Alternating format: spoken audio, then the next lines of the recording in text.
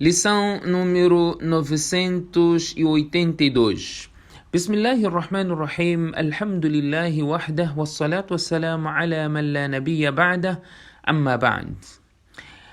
عن مطر بن عكامس قال رسول الله صلى الله عليه وسلم: إذا قضى الله لعبد أن يموت بأرض جعل الله له إليها حاجة.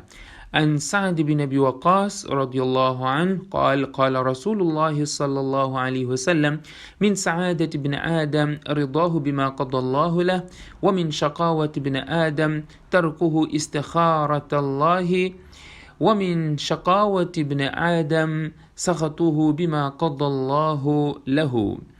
وفي رواية عن سلمان رضي الله عنه قال رسول الله صلى الله عليه وسلم: لا يرد القضاء إلا الدعاء، ولا يزيد في العمر إلا البر، أو كما قال عليه الصلاة والسلام. والأحاديث أخرجه الترمذي. Prezados irmãos e irmãs, assalamu alaikum wa rahmatullahi wa barakatuh. Na lição de hoje vamos falar de 3 aspectos. O primeiro, todos eles obviamente têm a ver com o destino, uma vez que estamos nessa sequência. O primeiro tem a ver com o lugar da morte de cada indivíduo. O segundo é a satisfação pelo decreto de Allah. E o terceiro assunto, vamos falar acerca do du'a. Será que o du'a muda o destino ou não muda o destino? Conforme se fala que o du'a muda o destino, e vamos interpretar ou trazer a explanação, a interpretação desses 3 capítulos e desses 3 hadiths que nós acabamos de mencionar. O primeiro hadith foi narrado por Matar ibn Ukamis radiyallahu an. Ele diz que o profeta sallallahu alaihi wasallam diz: إِذَا قَضَى اللَّهُ لِعَبْدٍ أَن يَمُوتَ بِأَرْضٍ. Quando Allah decreta que um certo servo deve morrer num certo lugar, جَعَلَ لَهُ إِلَيْهَا حَاجَةً. Allah cria uma necessidade para este indivíduo a se dirigir para aquele lugar onde Allah subhanahu wa ta'ala prescreveu a morte deste indivíduo. O lugar da morte ninguém sabe onde vai morrer, e Allah subhanahu wa ta'ala diz no Coran: إن الله عنده علم الساعة وينزل الغيث ويعلم ما في الأرحام وما تدري نفس ماذا تكسب غدا وما تدري نفس بأي أرض تموت. 5 coisas que estão somente no conhecimento de Allah subhanahu wa ta'ala e ninguém mais tem conhecimento. Primeiro, é o conhecimento da hora. Quando é que chegará a hora? Quando é que será o fim do mundo? Allah é somente Ele que sabe quando que a chuva cairá. Allah subhanahu wa ta'ala é quem sabe o que está no ventre da mãe, se vai ser uma criatura obediente ou não obediente, feliz ou infeliz. Todos estes aspectos somente Allah subhanahu wa ta'ala é que sabe. E ninguém sabe o que vai adquirir, o que vai ganhar no dia da manhã, e ninguém sabe na terra em que vai morrer. Essas 5 coisas em que o conhecimento está somente nas mãos de Allah subhanahu wa ta'ala conjuga-se com este hadith, onde quando Allah decreta a morte do certo indivíduo num certo lugar, Allah cria uma necessidade uma necessidade no indivíduo a se deslocar para aquele lugar. Nós vemos que a pessoa nunca saiu de uma certa localidade, de uma certa terra ou de um certo país. De repente ele faz de tudo para viajar para um outro país, mesmo com complicação de visto, ele não tendo possibilidade de vida, se faz tudo e mais alguma coisa, e ele consegue adquirir o visto, obviamente tratando o passaporte, que era um processo longo e difícil. Ele consegue fazer tudo isso e viaja para aquele lugar, e chega naquele lugar, ele perde a sua vida. As pessoas já te dizem: olha, ele sofreu, fez tanto trabalho, se esforçou tanto, tratar documentação para ir para aquele lugar e morreu. Este hadith, Allah subhanahu wa ta'ala, quando decreta a morte de alguém num certo lugar, ele cria necessidade para a pessoa se deslocar para aquele lugar. Outras pessoas, ao deparar com essa situação, ainda lamentam: por que ele foi, por que ele fez isso, ele estava bem, não tinha que ter ido para lá, estava difícil visto, até por vezes arranja caminhos alternativos de suborno para ele chegar ao lugar onde Allah prescreveu a morte dele. E assim acontece, e as coisas acabam acontecendo conforme Allah subhanahu wa ta'ala decretou. O segundo aspecto é a bil qada, a pessoa estar satisfeita com o decreto de Allah subhanahu wa ta'ala. O que Allah decretou, ele deverá ficar satisfeito com aquilo. E para tal temos o hadith de Sa'd bin Abi Waqqas radiyallahu anhu. Ele diz, o profeta sallallahu alaihi wasallam diz: "Min sa'adat ibn Adam ridahu bima qada Allahu lah." Este é um hadith extremamente interessante, onde o profeta sallallahu alaihi wasallam diz: dentre os sinais da prosperidade do filho de Adam, dentre os sinais da prosperidade do filho de Adam, está a questão de ele estar satisfeito com aquilo que Allah subhanahu wa ta'ala decretou para ele. Este é um dos sinais da prosperidade, do sucesso de Ibn Adam. E o profeta sallallahu alaihi wasallam ainda diz: وَمِنْ شَقَاوَةِ Ibn Adam تَرْكُهُ اسْتِخَارَةِ اللَّهِ. E dentre os sinais da miséria do filho de Adam é ele evitar de pedir orientação a Allah subhanahu wa ta'ala.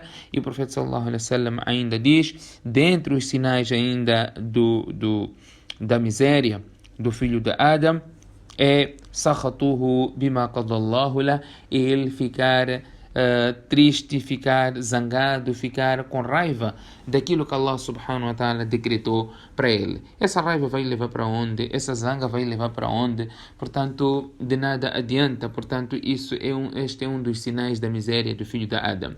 A pergunta aqui é a seguinte: ninguém sabe qual é o destino dele, e para tudo que nós pretendemos fazer, os caminhos estão facilitados. Quando você procura o bem, você vai alcançar. Quando você procura o mal, você também vai alcançar. Mas o conhecimento daquilo que você vai escolher, do resultado daquilo, está com Allah subhanahu wa ta'ala. Allah tem esse conhecimento, Allah tem isso tudo já decretado. Portanto, ninguém poderá ficar zangado ou com aquilo que Allah decretou, porque o decreto de Allah subhanahu wa ta'ala, a ridha bil qada, ficar satisfeito com aquilo que Allah decretou, é um dos sinais mais elevados da fé. Portanto, está satisfeito, Allah decretou isso para mim e eu estou satisfeito com aquilo que Allah subhanahu wa ta'ala decretou. Para terminar a nossa lição de hoje, é o último hadith.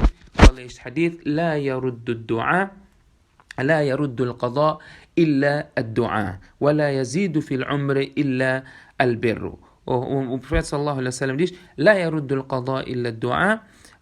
Nada muda o destino senão o du'a.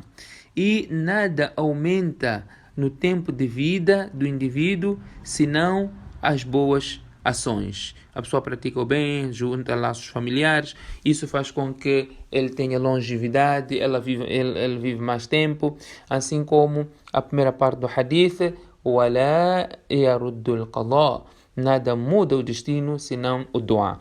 Aqui ulamás explicam este hadith de várias formas. Primeiro, é entender que nada muda o destino. Nada muda o destino, e o destino está lá, nada muda. Porque Allah sabia, não é, com seu conhecimento infinito, seu conhecimento absoluto e qadim, não é, se o indivíduo faria dua ou não faria dua. Allah tem lá no seu registro, Lawh Mahfuz.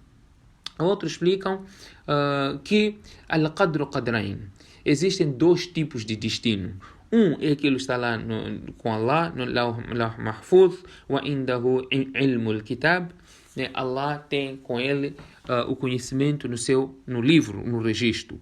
Este não muda. E isso é unânime dos ulama, isto não muda.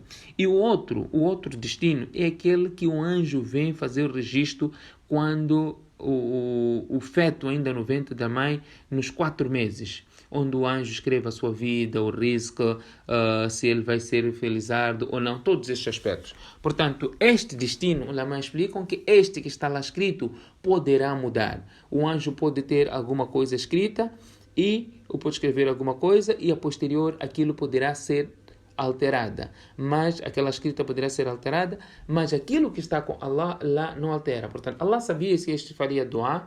Então, por exemplo, o tempo de vida dele era 20 anos, 30 anos, porque ele faz dua, o tempo de vida passa para 30 anos. Os 30 anos já estavam lá no conhecimento de Allah, mas este é o que estava no conhecimento dos anjos. conforme, porque esta informação eles recebem, não é?